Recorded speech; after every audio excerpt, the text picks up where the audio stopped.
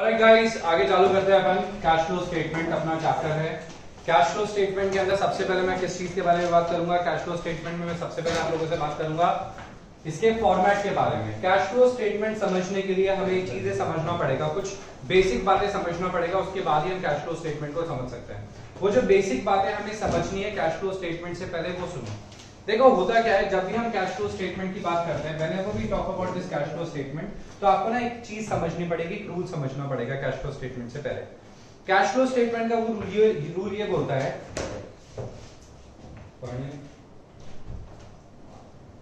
Cash flow statement का rule ये बोलता है कि भाई तीन आइटम्स होते हैं बिजनेस के अंदर। सबसे पहले जो आइटम होता है ना बिजनेस के अंदर, वो तो होता है ऑपरेटिंग एक्टिविटी। कौन सी एक्टिविटी होता है?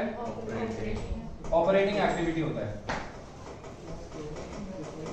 सबसे पहले तो आता है ऑपरेटिंग एक्टिविटी। बिजनेस के अंदर सबसे पहले कौन सी एक्टिविटी आती है? Operating activity. दूसरी एक्टिविटी कहलाती है इन्वेस्टिंग एक्टिविटी। Investing activity. और तीसरी एक्टिविटी कहलाती है financing activity. Financing activity. So basically कुल मिला के तीन तरीके की बिजनेस में एक्टिविटीज होती है। तो बिजनेस जो बनता है वो तीन तरीके की एक्टिविटीज करता है।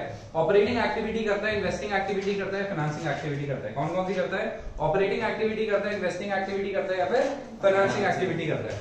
अब सबसे जो इंपॉर्टेंट है मतलब operating activity. Operating activity is that activity जिसके लिए आपने बिजनेस को बनाया है। बिजनेस बना ही क्यों है? ऑपरेटिंग एक्टिविटी करने के लिए। बना ही क्यों है? ऑपरेटिंग एक्टिविटी करने के लिए। ऑपरेटिंग एक्टिविटी करने के लिए ही यही तो पर्पस होता है बिजनेस का, नहीं तो बिजनेस बनाया क्यों जाएगा? आज अगर जैसे मेरा इंस्टीट्यूट है दक्षिणा, तो अपना जो इंस्टीट्यूट है दक्षिणा, उसका ऑपरेटिंग एक्टिविटी है, उसका ऑपरेटिंग एक्टिविटी है बच्चों को पढ़ाना, अलग अलग क्लासेस के बच्चों को पढ़ाना। तो बच्चों को पढ़ाना, उनसे फीस कलेक्ट करना, this will be the operating activity. तो अगर मैं दक्षिणा की ऑपरेटिंग इनकम के बारे में बात करूंगा, तो ऑपरेटिंग इनकम क्या हो जाएगी दक्षिणा की? दक्षिणा की ऑपरेटिंग इनकम हो जाएगी जो मैंने बच्चों से फीस कलेक्ट करी है, that will be the operating income of दक्षिणा।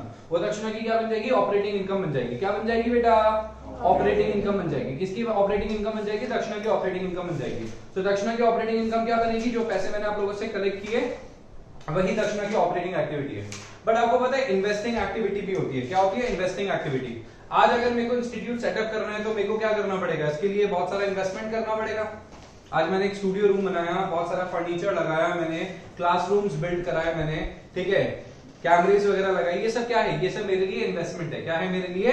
इन्वेस्टमेंट है। तो इसे क्या कहते हैं? इसे कहते हैं इन्वेस्टिंग एक्टिविटी। क्या कहते हैं इसे अपन? Investing activity. और इन्वेस्टिंग करने के लिए, इन्वेस्टमेंट करने के लिए आपको क्या चाहिए? पैसे चाहिए। क्या चाहिए आपको? पैसे चाहिए। तो जो पैसे की रिक्वायरमेंट होती है उसे अपन कहते हैं फाइनेंसिंग एक्टिविटी। क्या कहते हैं उसे अपन? Financing activity. सो कुल मिला के बिजनेस करने के लिए तीन एक्टिविटीज करनी पड़ती है। बिजनेस करने के लिए ओवरऑल जो होता है ना बेटा, वो तीन एक्टिविटीज होता है। क्या होता है बेटा? तीन एक्टिविटीज करनी पड़ती है। तीन एक्टिविटीज करे बिना कोई भी बिजनेस नहीं कर सकता। ऑलवेज रिमेंबर दिस थिंग, तीन एक्टिविटीज करे बिना कोई भी बिजनेस नहीं कर सकता। मैं सिर्फ ऑपरेटिंग एक्टिविटी करूं, पॉसिबल नहीं है। मैं सिर्फ इन्वेस्टिंग एक्टिविटी करूं, पॉसिबल नहीं है। मैं सिर्फ फाइनेंसिंग एक्टिविटी करूं, पॉसिबल नहीं है। इन तीनों का कॉम्बिनेशन होगा तो ही आपका बिजनेस हो सकता है। मगर बिजनेस का जो मेन पर्पस होता है, जिस पर्पस के लिए बिजनेस को बनाया जाता है, उसे कहा जाता है ऑपरेटिंग एक्टिविटी। बिजनेस में जो फिक्स्ड एसेट का इन्वेस्टमेंट किया जाता है उसे कहा जाता है इन्वेस्टिंग एक्टिविटी। और बिजनेस में जो फाइनेंसेस कलेक्ट किए जाते हैं या पैसा चुकाया जाता है, ब्याज चुकाना, ठीक है, रीपेमेंट ऑफ लोन, ये किस में आता है? ये आता है फाइनेंसिंग एक्टिविटी के अंदर। तो बिजनेस के अंदर कुल मिला के तीन एक्टिविटीज होती है, operating activity, investing activity and financing activity. क्या क्या? Operating activity, investing activity and financing activity. अब चलो जरा एक बार इसके फॉर्मेट के बारे में बात करते हैं और फॉर्मेट ढंग से समझने की कोशिश करते हैं। Operating activity, investing activity, financing activity के फॉर्मेट को समझने की कोशिश करेंगे। बीच में मैंने एक लाइन खींच दी, 2 पेज हो गए मेरे पास। सबसे पहले अपन बात करेंगे किसके बारे में? ऑपरेटिंग एक्टिविटी के बारे में। किसके बारे में बात करेंगे? ऑपरेटिंग एक्टिविटी के बारे में बात करेंगे।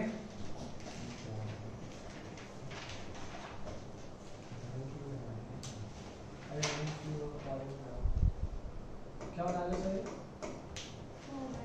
फॉर्मेट तैयार करवा रहा हूं। सबसे पहले क्या आता है? सबसे पहले आता है आपका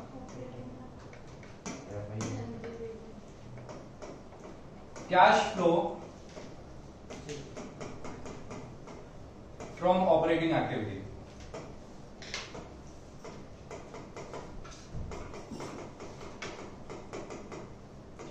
cash flow from operating activity. सबसे पहले आता है cash flow from operating activity. क्या आता है? Cash flow from operating activity. Cash flow from operating activity में सबसे पहले अपन लिखते हैं यहाँ पे नेट प्रॉफिट बिफोर टैक्स। क्या लिखते हैं? Net profit before tax. सबसे पहले क्या आता है? Net profit before tax. NPBT की कैलकुलेशन कैसे होती है? एनपीबीटी की कैलकुलेशन मैं आपको अलग से सिखाऊंगा। यहाँ पे एनपीबीटी की अपन अलग से कैलकुलेशन करेंगे। इसमें एनपीबीटी की नेट प्रॉफिट बिफोर टैक्स की अलग से कैलकुलेशन करेंगे। अलग से कैलकुलेशन करना सीखेंगे एनपीबीटी को कैसे कैलकुलेट करते हैं। तो क्या क्या आता है? नेट प्रॉफिट बिफोर टैक्स आता है। क्या आता है? सबसे पहले नेट प्रॉफिट बिफोर टैक्स, फिर आता है इसके अंदर adjustments for non cash and non operating items.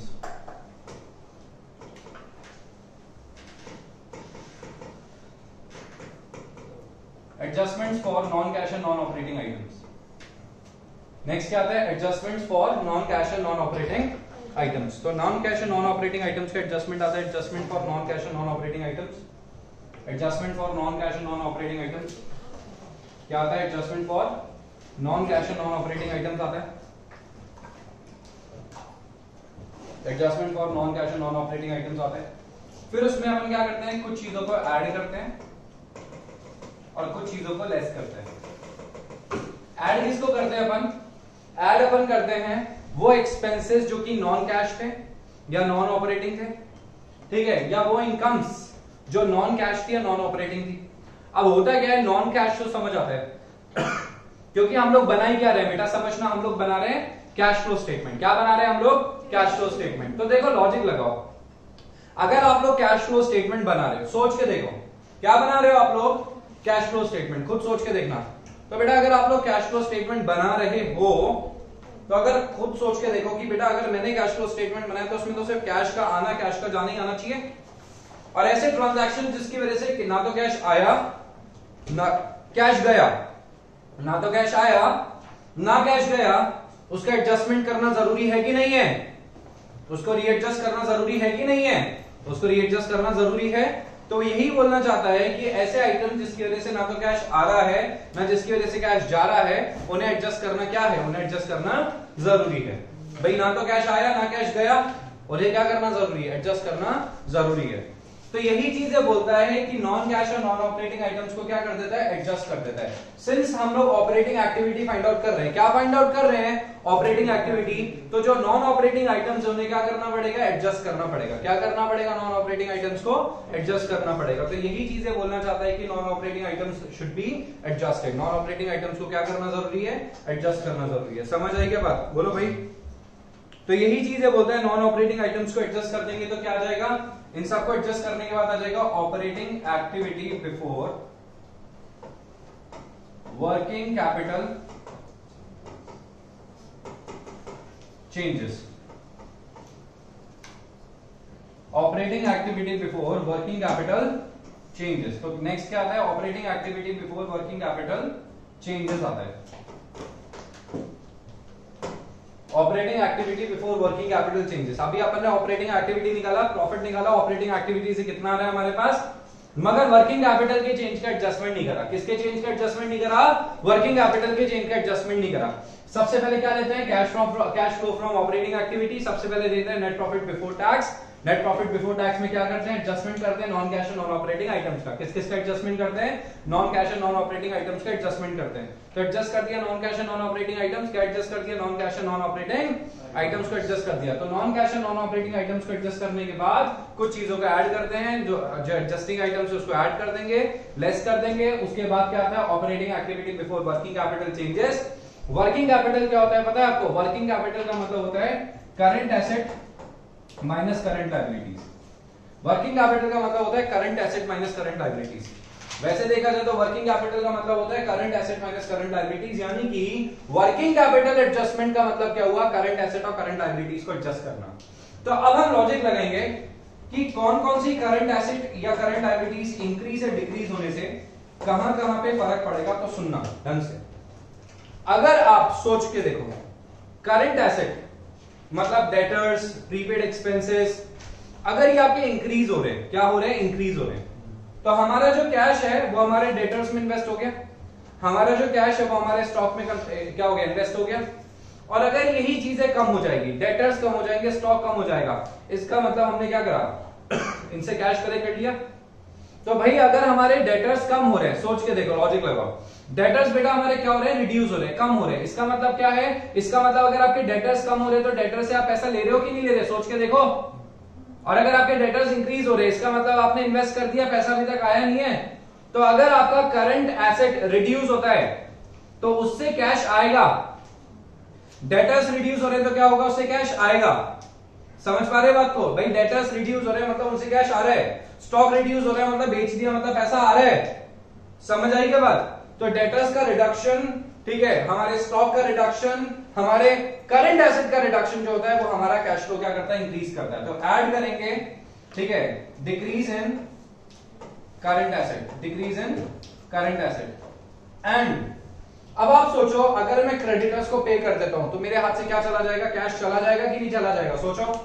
अगर मैंने क्रेडिटर्स को पे कर दिया तो हाथ से कैश गया कि रुका, हाथ से कैश गया ना। अगर आपने क्रेडिटर्स को पे कर दिया तो आपके हाथ से कैश चला गया, और अगर आपने क्रेडिटर्स को पे नहीं करा तो आपके पास कैश पड़ा हुआ है, यस और नो। अगर आपके पास आउटस्टैंडिंग वेजेस है, मतलब वेजेस का अभी तक पेमेंट नहीं हुआ, आउटस्टैंडिंग वेजेस है मतलब वेजेस का पेमेंट नहीं हुआ, तो ये यही बोलने की कोशिश कर रहा है कि अगर हमारी करंट लायबिलिटीज कम हो जाती है, इसका मतलब मैंने करंट लायबिलिटीज का पेमेंट दे दिया। किसका पेमेंट दे दिया, करंट लायबिलिटीज का पेमेंट दे दिया। और अगर मेरी करंट लायबिलिटीज रिड्यूस नहीं होती है, क्या नहीं होती है, रिड्यूस नहीं होती है, मेरी करंट लायबिलिटीज रिड्यूस नहीं होती है, मेरे पास सफिशिएंट करंट लायबिलिटीज हैं और बढ़ गई, इसका मतलब कैश आपके हाथ से नहीं गया। तो हमेशा ध्यान रखना, decrease in current asset will bring cash to you and increase in current liabilities will save cash to you. Decrease in current asset की वजह से तो आपके पास कैश आ जाएगा, और इंक्रीज इन करंट लायबिलिटीज की वजह से आपके पास जो कैश जाना चाहिए ना वो नहीं जाएगा। समझे कि नहीं। तो कैश आपने क्या करा, करंट एसेट कम हो गई, तो करंट एसेट कम होने की वजह से पैसा, करंट एसेट कम होने की वजह से पैसा हमारे पास आ गया ना, और करंट लायबिलिटीज इंक्रीज होने की वजह से जो पैसा जाने वाला था वो गया क्या, वो नहीं गया, रुक गया। तो यही चीज बोलने की कोशिश कर रहे हैं, decrease in current asset and increase in current liabilities. और लेस क्या करेंगे हम लोग लेस करेंगे, रिड्यूस करेंगे। हम लोग किसे रिड्यूस करेंगे वो समझना, ठीक है। हम लोग लेस करेंगे उल्टा, मतलब इंक्रीज इन करंट एसेट, क्योंकि करंट एसेट हमारी इंक्रीज हो रही है। इंक्रीज इन करंट एसेट का मतलब हमने पैसा और इन्वेस्ट कर दिया डेटर्स में, स्टॉक में। पैसा कहां इन्वेस्ट कर दिया बेटा हमने, डेटर्स में या फिर स्टॉक में। तो हमने डेटर्स में, स्टॉक में, इन जगह पे हमारा पैसा क्या कर दिया, फर्दर इन्वेस्ट कर दिया। क्या कर दिया, हमारा फर्दर पैसा इन्वेस्ट कर दिया, तो पैसा गया हाथ से। And decrease in current liabilities, मतलब करंट लायबिलिटीज को रिड्यूस करने का मतलब क्या हुआ, समझे क्या। करंट लायबिलिटीज को रिड्यूस करने का मतलब लायबिलिटीज फ्री, पैसा खत्म, लायबिलिटीज को पेमेंट दे दिया आपने, तो पैसा कम हो गया आपके पास। आप खुद सोच के देख लो, कैश आपके हाथ से क्या हो जाएगा, कैश आपके हाथ से कम हो जाएगा। बताइए समझे कि नहीं, बोलो बेटा समझ आएगी नहीं बात, समझ आई ये चीज। सो यहाँ पे अपन ने क्या देखा, operating activity before working capital changes. नीचे देखा हमने ऐड करा, decrease in current asset, increase in current liabilities, ठीक है। लेस करा, increase in current asset, decrease in current liabilities. बताइए कौन है जैसे डाउट है, बोलो भाई, कोई डाउट है, नहीं है, ओके। तो operating activity before working capital changes आ गया था आपके पास, बोलो भाई, हाँ। अब आपके पास क्या आ जाएगा, operating activity before tax paid आ जाएगा। क्या आ जाएगा, operating activity before tax paid या cash generated, cash generated from operating activity. आपने कैश कहां से जनरेट कर लिया, ऑपरेटिंग एक्टिविटी से कैश जनरेट कर लिया। कहां से कैश जनरेट कर लिया आपने, ऑपरेटिंग एक्टिविटी से जनरेट कर लिया। बोलो समझ आया कि नहीं आया। तो कैश कहां से जनरेट कर लिया, ऑपरेटिंग एक्टिविटी से। अब इसमें से जो आपके पास कैश आया उसमें से लेस कर दो टैक्स पेड। क्या लेस कर देंगे, टैक्स पेड। तो सरकार को टैक्स जमा करा दो, क्या कर देंगे, सरकार को कैश जमा करा देंगे। सरकार को जैसे ही आपने जमा कराया पैसा, तो आ गया cash flow, cash flow from operating activity. Final answer आ जाएगा आपका cash flow from operating activity. क्या आ जाएगा आंसर आपका, cash flow from operating activity. So यही बोलने की कोशिश कर रहा है, cash flow from operating activity, net profit before tax, adjustment for non cash and non operating items, adjustment for non cash and non operating items में add करेंगे, adjust करेंगे, लेस करेंगे, एडजस्ट करेंगे। Operating activity before working capital changes, working capital का adjustment करेंगे। Working capital में क्या होता है, decrease in current asset, increase in current liabilities add होता है, लेस होता है increase in current asset, decrease in current liabilities less होता है। उसके बाद अपन ने देखा कैश जनरेट हुआ, उसमें से लेस कर दिया टैक्स, अपन ने टैक्स पे करने के बाद जो अपने पास आता है वो होता है final answer, that is cash from operating activity. यहां से तो अपन ने कैश फ्रॉम ऑपरेटिंग एक्टिविटी निकाल दिया। अब दूसरा जो आता है वो आता है अपना इन्वेस्टिंग एक्टिविटी। क्या आता है अपना इन्वेस्टिंग एक्टिविटी। तो इन्वेस्टिंग एक्टिविटी जो होता है वो क्या बात करता है वो सुनना। इन्वेस्टिंग एक्टिविटी कुछ ये बात करता है हमारे से, बी पार्ट आ गया इन्वेस्टिंग एक्टिविटी। अब इन्वेस्टिंग एक्टिविटी क्या बात करता है हमसे, कुछ ज्यादा खास नहीं। इन्वेस्टिंग एक्टिविटी बड़ा सिंपल सा है। इन्वेस्टिंग एक्टिविटी क्या बोलता है, इन्वेस्टिंग एक्टिविटी हमें ऐसा बोलने की कोशिश करता है, देखो बेटा समझना, इन्वेस्टिंग एक्टिविटी हमें क्या बोलने की कोशिश करता है, इन्वेस्टिंग एक्टिविटी हमें बोलने की कोशिश करता है कि इन्वेस्टिंग एक्टिविटी की जब हम बात करते हैं तो उसमें आपने बिजनेस में जो इन्वेस्टमेंट्स की, लाइक फिक्स्ड एसेट्स परचेज करी, उसकी वजह से कैश चला जाएगा। तो इन्वेस्टमेंट करने से हमारे पास से पैसा चला जाता है, और इन्वेस्टमेंट बेचने से मतलब फिक्स्ड एसेट बेच दिया, मशीन बेच दी, बिल्डिंग बेच दी, ठीक है, उसकी वजह से हमारे पास कैश आ जाता है। तो यहाँ पे हम प्रॉफिट या लॉस के बारे में बात नहीं करते, यहाँ पे हम सीधे सेल के या परचेज के बारे में बात करते हैं। इन्वेस्टमेंट खरीदे, पैसा गया, इन्वेस्टमेंट बेचे, पैसा आ गया। अच्छा, इनकम फ्रॉम इन्वेस्टमेंट भी इसी से आता है। अगर हमारे पास कोई बिल्डिंग है, हमने रेंट पे दे रखी है, तो इन्वेस्टमेंट पे हम लोग कमा रहे हैं, तो वो हमारी क्या हो जाएगी, इन्वेस्टिंग एक्टिविटी। और लास्ट आती है हमारे पास क्या, फाइनेंसिंग एक्टिविटी। क्या आता है,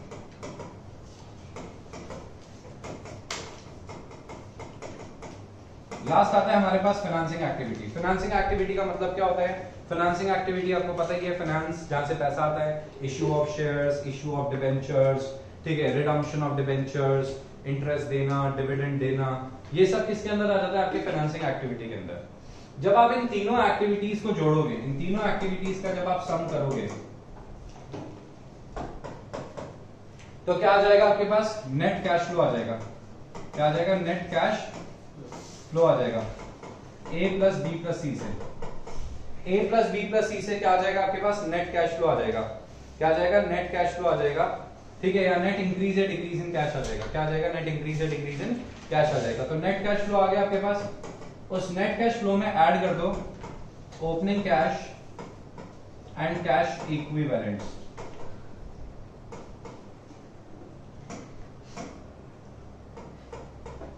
opening cash and cash equivalents, उसमें क्या कर देंगे अपन, जोड़ देंगे। तो ऐड कर देंगे उसमें opening cash and cash equivalents, जो भी ओपनिंग कैश है, कैश इक्विवेलेंट्स है, उसमें जोड़ दो। ओपनिंग कैश या कैश इक्विवेलेंट्स को जोड़ने के बाद फाइनल आपके पास क्या आ जाएगा, closing cash and cash equivalents.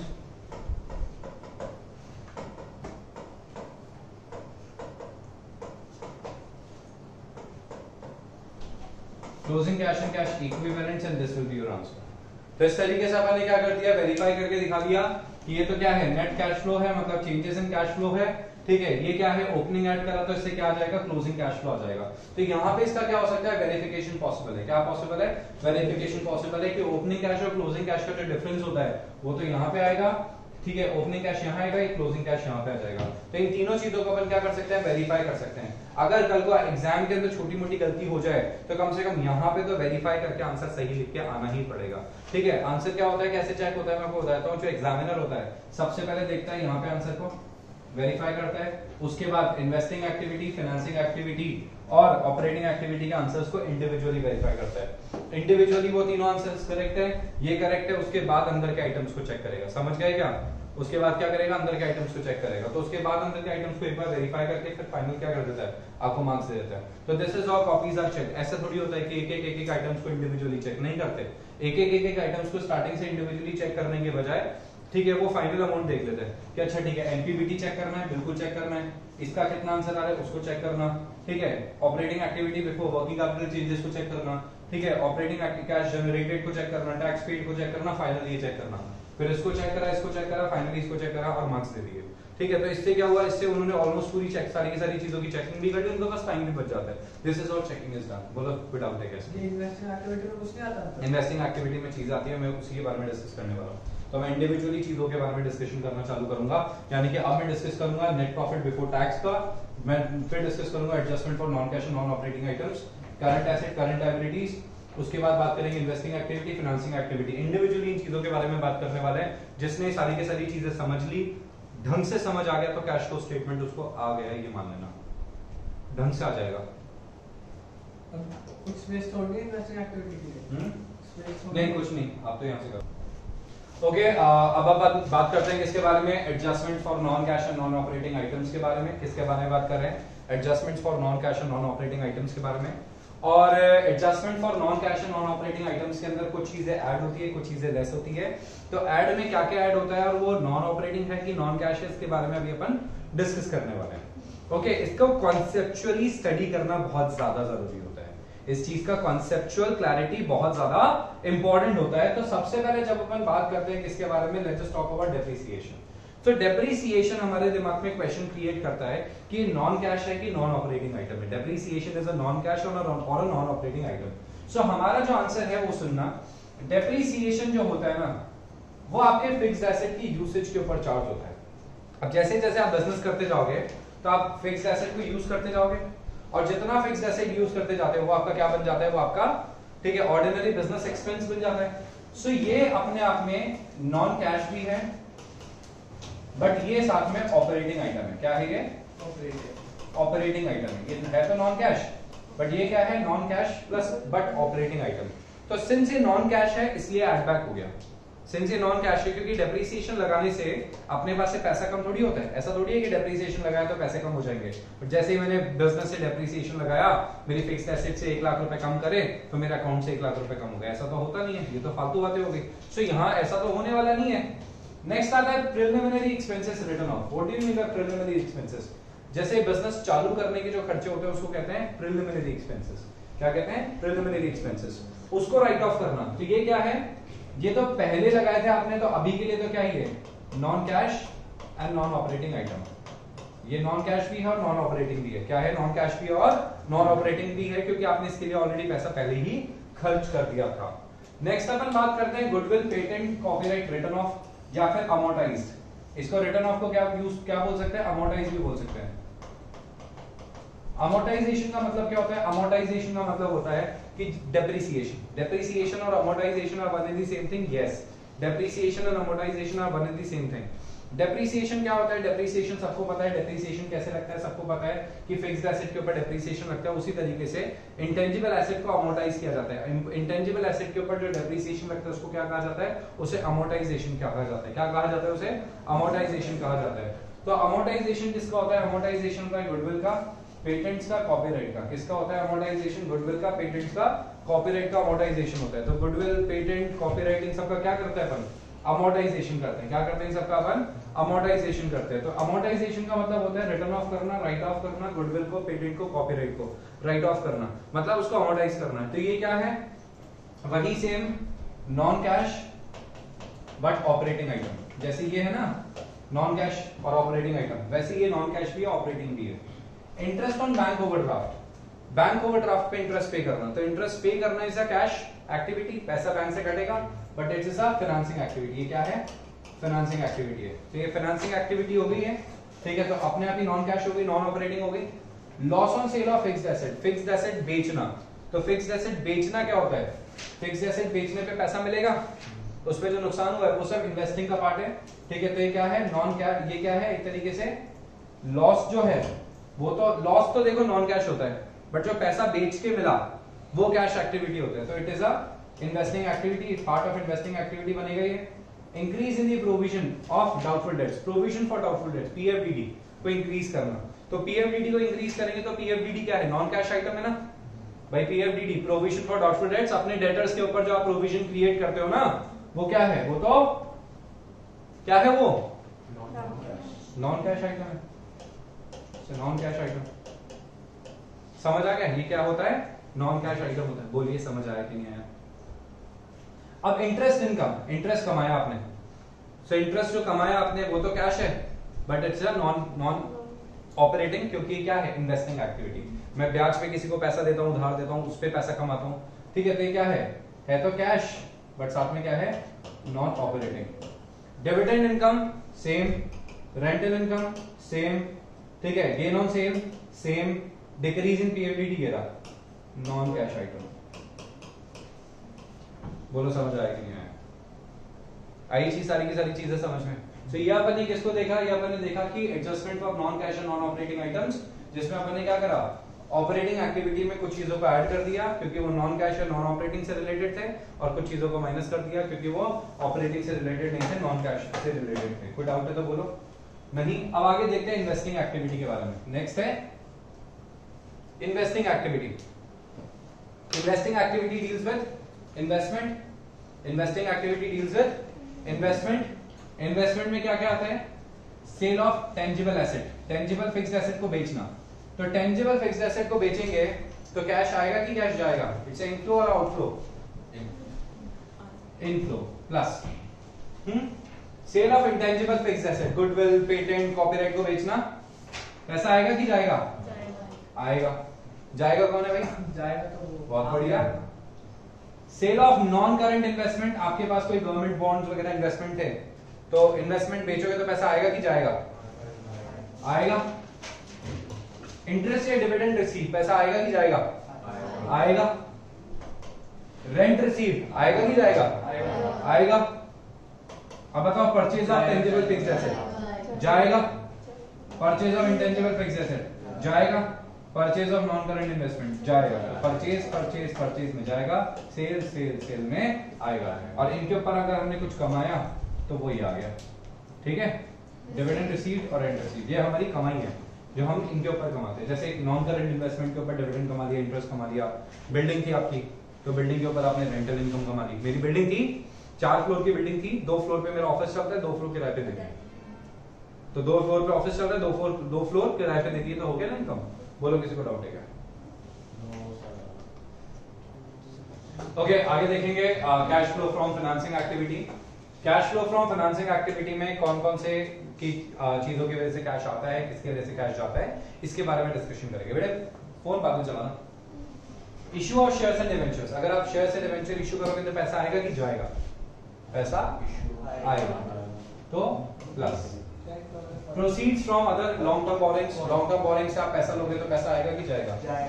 पैसा आएगा। बिल्कुल सही। ठीक है भैया, सीधी सी बात है। अगर आप क्या करोगे, अगर आप क्या करोगे, ठीक है, एक सेकेंड,